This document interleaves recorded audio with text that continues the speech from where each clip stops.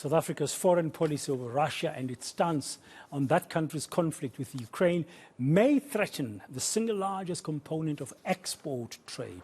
We're talking about the African Growth and Opportunity Act, or AGOA for short, which allows duty-free imports from the United States with billions of dollars. Now, should SA ever get kicked out of AGOA, what will the country be losing? And in the same breath, what will the US lose, if anything at all? Political economist Patrick Bond says if this happens, South Africa can anticipate major Western multinational corporations dramatically cutting back on export-oriented production and their South African branch plants. This will mostly affect AGOA vulnerable products like automobiles, metals and minerals, agricultural products, and chemicals. Bond joins me now in studio. Good afternoon. Thank you very much, Prof, for coming through. It's good to talk to you face to face, and most times we speak to you via Zoom. I mean, South Africa, we export a lot of stuff, including to America and Europe, but we also buy some stuff. Why is AGOA so important for South Africa? And what do we stand to lose should the US decide to terminate us or take us out of AGOA? Oh, thanks for having me, Dan. It's really good to get to these details. That's where the rubber hits the road, because the auto industry, as you say, is about half of the $3 billion US in 2022. You know, it sort of goes up and down. 2020 was a bad year, COVID, and it's improved and improved. The main thing is that there are 5 companies and their branches, which include the bigger ones like Toyota and VW, but also Mercedes, BMW, and then there's a US one, Ford. So in a way, they're shooting themselves in the foot by hurting the profits of a US company. The others are very important: minerals and metals, which are smelted products, and then petrochemicals. Agriculture is largely wine and horticulture and citrus. But most of those are major energy consumers as well. And since we're in a scarcity mode, I think some mode of rationing, which would say, if your export market is shrinking and we can redirect some electricity to small businesses, to labor-intensive industry, because all of these that I've mentioned, aside from agriculture, are very capital-intensive, and if we want jobs, actually this is a good opportunity, a silver lining, if indeed AGOA is cut when it's meant to be renewed at the end of 2024. Yeah, and there are current efforts, I understand, by South African government to try and extend South Africa's stay, let's call it that, in AGOA. I think they're led by the Minister of Trade and Competition, Ibrahim Patel. Yes, now he knows this terrain as well as anyone, and the AGOA began in 2000. It was just at the end of the Clinton administration, and there have been terrible conflicts. Do you remember Barack Obama came and pushed in U.S. chicken? It was that poultry dispute, particularly where the U.S. takes the breast of the chicken and tosses the wings and the legs. So then there have been other disputes. Donald Trump, when he was president, actually just unilaterally cut our aluminium and steel exports into the U.S. And in, let's say, an election year coming up to November 2024, where it looks like, unless Donald Trump's going to be arrested and in jail, or it looks like it's Trump challenging Biden, they'll both want to be able to talk to the Rust Belt states where there's still some steel, aluminium, auto, and say, we are putting sanctions on South Africa. Is it the case that we've got more to lose as South Africa if we're out of AGOA?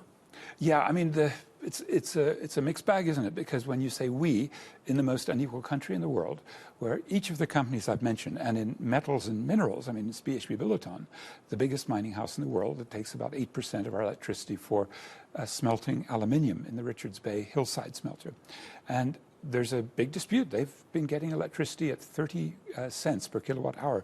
Hey, you and I were paying 5 times that at least. So when these big companies run into some troubles, and of course big geopolitical problems, the dilemmas of financial markets being haywire, our currency all over the map, let's say that it would be much nicer, wouldn't it, if we weren't so reliant on a world market that is so chaotic and so geopolitically charged. I mean, the AGOA thing has come up in the news again recently for a number of reasons, but mainly because the United States ambassador went out and claimed that there was a Russian vessel that took arms from South Africa, Lady R, in December last year.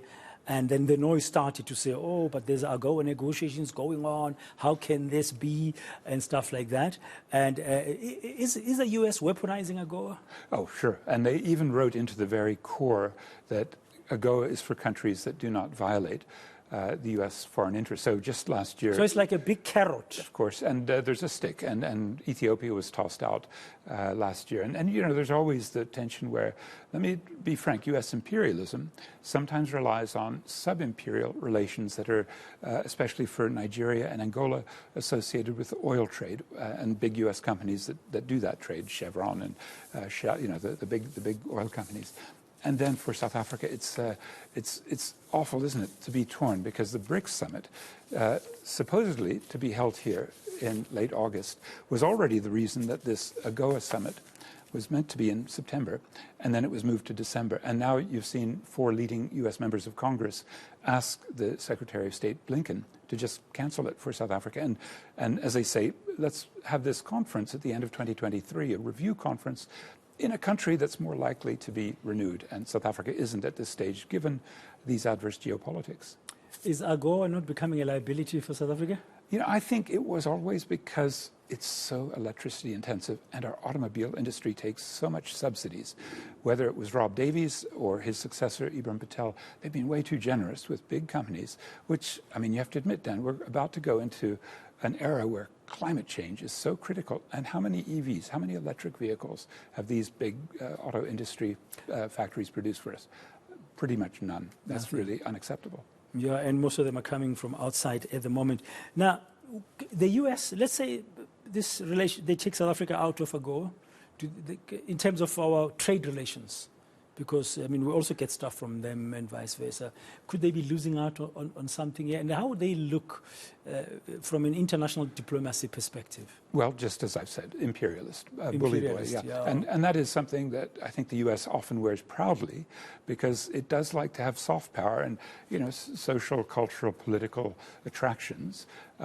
But it couldn't, after about 6 attempts now, to get South Africa to vote in the United Nations against the invasion of Ukraine. There was just one sort of accidental vote. And I think that means they're getting to the point of gatful and giving up. Look, it's $3 billion, and our trade is at least 30 times that, and China's the #1 trader. But, you know, China takes basically raw materials and gives back manufactured in the old neo-colonial way. And I think what AGOA was trying to do, at least the rhetoric in the last months of the Clinton years, was to balance trade and get Africa producing textiles and Lesotho, much more than just the oil from Angola, Nigeria, and the big industrial exports from South Africa. Unfortunately, they'd never really found that balance.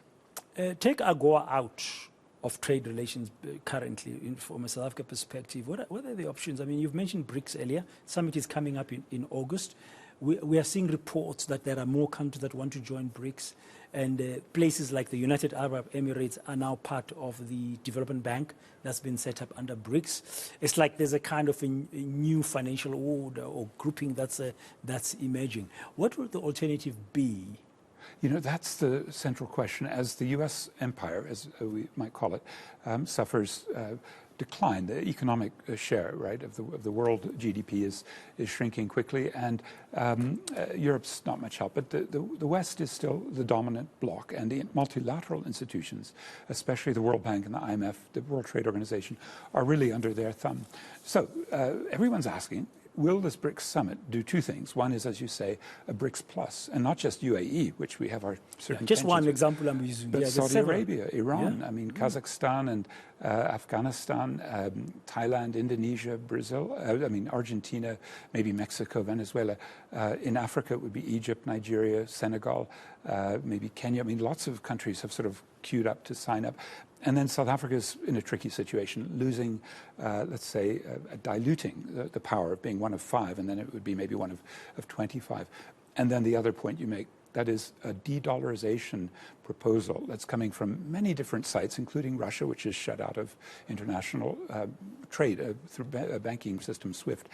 But the Sherpa, the main DIRCO, the foreign relations expert on this, Anil Suklal, actually last week after the meeting that they had of foreign ministers, openly denied that the de-dollarization agenda is being pursued by BRICS. So we're in a very fluid situation, and I think probably South Africans in these very important positions are really tiptoeing through a minefield where these little mines are going off like that. We are living through uncharted waters, so to speak. Thank you very much, Prof. That's Professor Patrick Bond, political economist, just giving us some of his views and insights about this whole issue of AGOA in South Africa and the rest of it, of course, being BRICS. We're going to, I'm sure, we have many more occasions when we can talk about this. You're watching Today on eNCA GSTV.